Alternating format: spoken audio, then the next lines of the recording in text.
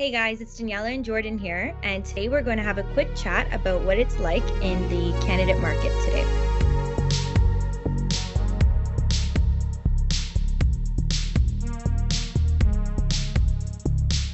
So I thought we should talk about your experience, Jordan, and mine so far with what you find is motivating the candidates.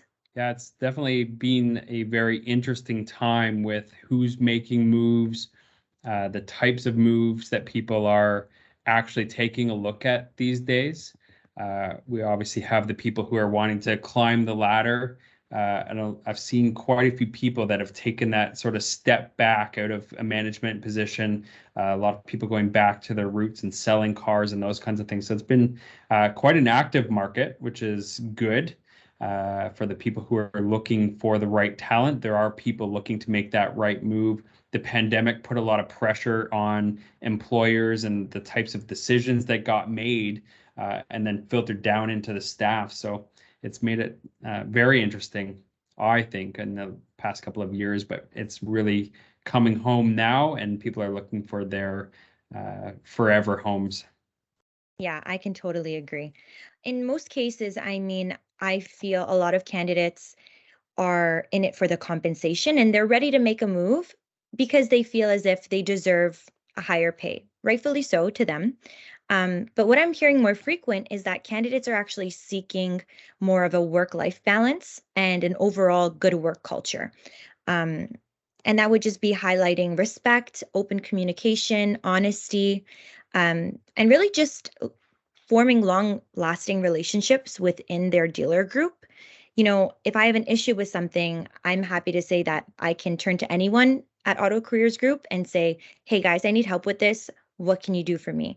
But being in the car business and, spending in the retail store anyways, and spending as much time in the store than you do at home, you need that culture. You need that good work culture and For trust sure. and open communication. So I feel like that has been highlighted very much so with my candidates so far.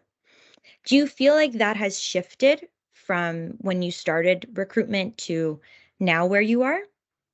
Yeah, for sure. I mean, compensation will always play a factor. We hear it every day in the news, everything about inflation and all of those things. Everybody has bills to pay, at least I do.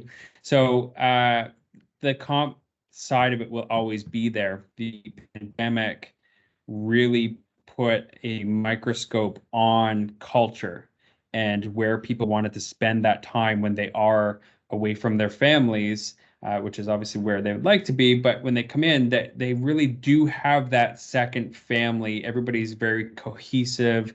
Uh, we're seeing people that want to get out of the drama and just get down to business and do things so that when they come in, they're looking to be efficient as well, spend their time the way that they want to, be efficient, get the things done, and then they go home and can be a better them and present in that moment as well. So yeah, definitely it's shifted. When I first started recruitment, it was all compensation or a move up, so a advancement, Right. promotion.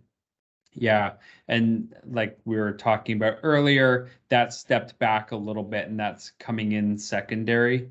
And that's just through all of the changes, I guess, that has gone on and we've almost been forced to. Yeah. I was also going to add to that. A presence of a strong team is really important for candidates. And I think a strong team that could mean, daily team huddles or contests at the workplace involving teamwork. So a team needs to hit a certain goal together to win a contest. Even small exercises outside of work to really build that team atmosphere. So you know that you have people supporting you, which overall will add to the culture of a company. So I do agree with your points on how the world has been shifting. And with the pandemic, like you said, you almost felt alone. So now that people are looking to join new companies and maybe scared to make that jump and take that, they need to know that they're going into a good workplace. So that's really important.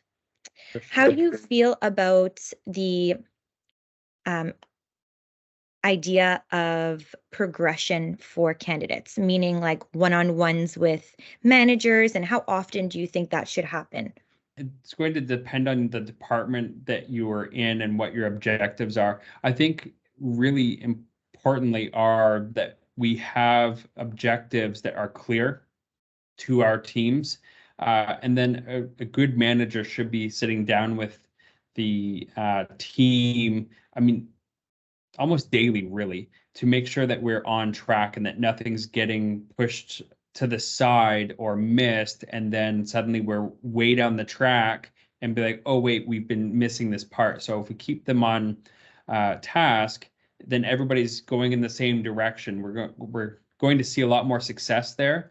Yeah. And successful teams tend to retain people as well, right? So it's not a micromanagement situation of, hey, we're going to sit down today and I'm going to look at every single thing that you've done, more so as guidance to get them where they want to be anyway.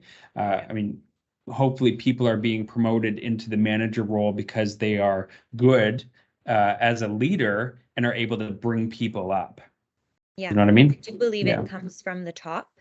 And this goes back to team building and just overall culture. It comes from the top. So if your manager is setting a good example, it's unlikely that you won't have a bad work culture, or vice versa, good work culture. So I do believe that even just check-ins with managers, that's what candidates are looking for. They want to know that they have someone to turn to and the guidance to have a goal.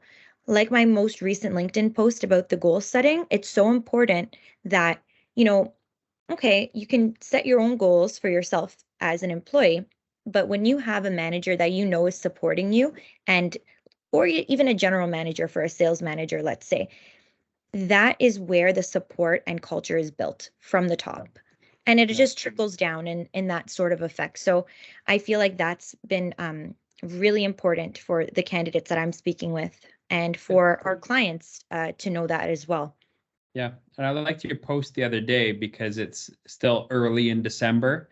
So Mhm. you were looking well ahead in advance to January, Yeah. where so many will get to that December 31st and be like, I have to set my resolutions. And I mean, at that point, you're not very committed to them, right? You have 12 hours to Exactly. set them, and at You haven't thought midnight about the ball drops and suddenly you're supposed to be this new person. So good for you for being on top of those types of things, and not because I only think your commitment level is higher when you do that. absolutely. You Yeah. can't really achieve or better yourself if you don't have a goal in mind. And that goes with anything in life. So doesn't necessarily mean, I need to sell 20 cars this month, or I need to place four people this month. It can be Correct. your day to day. I want to save this much money by March. I want to be able to afford a new car by June. Just little things of day to day. And I think it's so important for Yeah. each candidate or each employer really to put goals and set goals for their team and Yeah. discuss them openly to see what's attainable. Yeah. I mean, if you think about if you were going to head out to the mall Mhm. and you had to make three stops on the way, in your head, you would probably plan it out even before you get in the car. Oh So yeah. you know that you jump in the car. Okay, well, I would like to have a fresh hot cup of coffee. So then you go by your favorite coffee store. And then, oh, well, I have to also stop and get gas. And then, so you'd have that mapped out in your head. And that's really what goals are. We just Yeah, map it out, and then we know what our destination, our final destination is going to be for the end of, at this point, 2023. But what stops are we making along the way, and what is that progress? absolutely. I feel myself anyways, I do this every day, and even, with my family members or my friends, even my some of my colleagues, how important it is just to know, okay, this is what I want to achieve. This is how I'm going to do it. And you have to have an action plan. It's so important. So, even like you said, going to the mall. Okay, so I'm going to take this way to get my coffee to avoid traffic, to save me the most time to get all my stuff done by 12 o'clock, let's just say. Right. So yeah, I just think it's so important that our leaders and our clients are really setting those goals and making it so important for everyone to succeed and be successful together. For sure. So, should we talk about the challenges for candidates right now? Yeah. One of the biggest things that I see are, everybody has been having a hard time with inventory levels and even just getting parts if they're in service and those types of things. So the uncertainty of that makes it a little tough to make decisions in leaving a current employer, even if the culture isn't what we've been talking about and they're not perfectly happy where they are. Sometimes it's a little easier to stay with the devil, uh, right? And rather than risk making that move and being the new person in, so last person in, first person out kind of situation. I think we were all a little shocked when everything got shut down at the beginning of the pandemic, and so we saw some of that. I think there's still some reservation around, well, if I move over there, it does seem better, but will it be better, or will I be moved out quickly if things were to be shut down? So there's a little bit of that hesitation as things still get talked about. I don't think we're headed back in that direction at all anytime soon, at least for 100 years, hopefully. But yeah, that's the biggest hesitation that I see right now. And then the other would be, are they actually that much better? So again, back to that devil that is the culture, everything that is being said. So that's where having a good interview process and letting the candidates ask their questions, giving them room and time and comfortable to ask good questions, that's very important if they're going to make that big of a jump. Absolutely. I completely agree. The right questions need to be asked. I also feel as if the candidates, if they're doubting, well, is it really worth it? Like you said, if you really do your research and you weigh out almost like the pros and cons, and I tell my own candidates this, what is it going to take for you to make a move? And truly, it comes down to happiness. If you're happy and content where you are, make a list of the pros and cons of your current workplace. Now, do you think in your head, with all your research that you've done on the new company, would you be a good fit? Because you have to interview the client as much as you are being interviewed, right? So I feel that the challenges with candidates is they almost don't know which questions to ask when they're in interviews. And it almost makes them feel as if, well, if I don't get it, it's not a big deal. But if you ask the right questions, then you may be pleasantly surprised in the opportunity that is being presented. So I definitely agree with that. Also, like you'd mentioned, the inventory shortage. I think if we had a little bit more of open communication in terms of our upper management, so if they know something that the rest of the staff doesn't know, it's so important to share that. Of course, if something is confidential, you can't share it with your staff. I completely understand. But I think respect from employees to their general managers or managers comes with open communication. And if the hiring manager knows something that, they may not want to share with their staff, that's where the problem comes because then they're almost in the dark.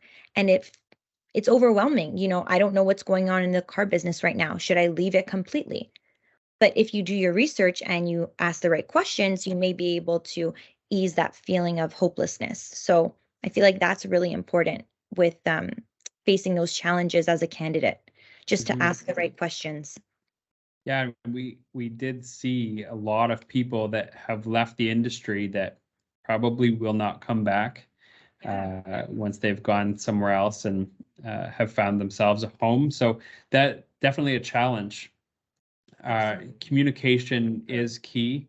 Again, I think there's a bit of hesitation around communication in terms of some feeling a little bit vulnerable, maybe, and that being seen as a bit of a weakness, perhaps. That's just a little bit of the old school car business that got us all here. But I think that's probably what weighs in on that is just not knowing how to communicate clearly and still from a position of strength. I mean, dealers are very resilient. They've gone through everything under the sun at this point, and we're all still standing. So it's okay. If we have the right team, when there are challenges, everybody sort of steps in, does the right thing, and gets the job done. So while inventory is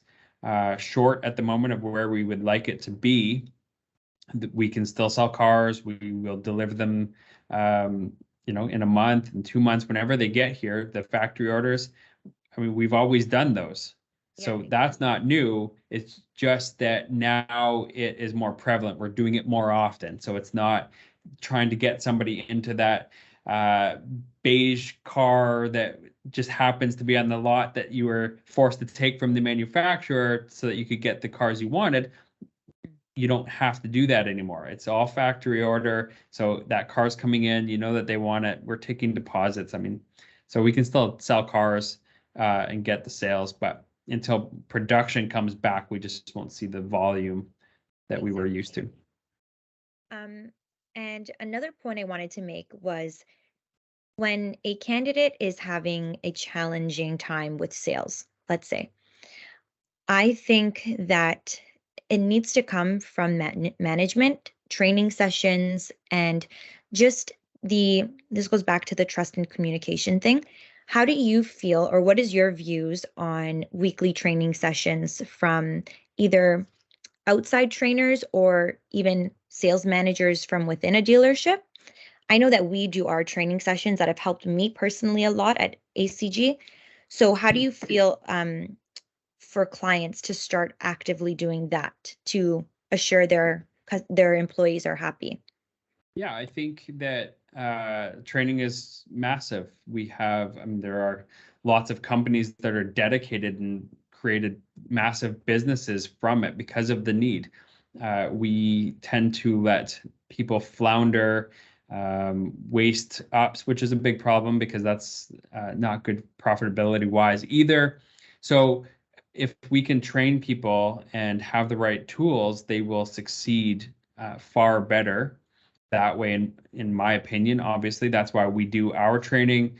It doesn't have to be repetitive. We have a schedule that we go through, and then we'll go back and repeat a few things here and there because we're all human. Things will get dropped off, and it's you never know which little nugget that you can pull out, right? So I don't know about you, but if you have a favorite movie you've probably watched a few times, and then on that third time you're like, I totally forgot about that part. Same I with do it all the training, time. Yeah. right? So I think training is massive. I think that's not going anywhere. I think everybody that can jump into training, if you have a sales manager, they should be doing that weekly, definitely with their team, helping them right from lead generation right through to delivery. And training shouldn't just stop at if you're training your salespeople and you have a delivery specialist. It should go all the way through, and everybody should be involved in that so that they know what their part of the story is, and Absolutely. all the way through. And again, that's going to lead to happier customers. Happy customers tend to buy again. Happy customers also send their family, their friends, those kinds of things. So, Girls. Yeah, yeah, for sure. They leave absolutely. happy reviews and everyone's just a big happy family then. That's Yeah. awesome. Yeah. If you built a business on repeats and referrals, I mean, you'd be set. Yeah, and that ties all the way back into what we were initially saying with what our candidates talking about in terms of motivation. It builds a good work culture back into leadership and, having that team that they can rely on. And training does highlight all those things. So I do feel like that's very important. And it's a simple fix to some challenges from the candidates. So, Yeah.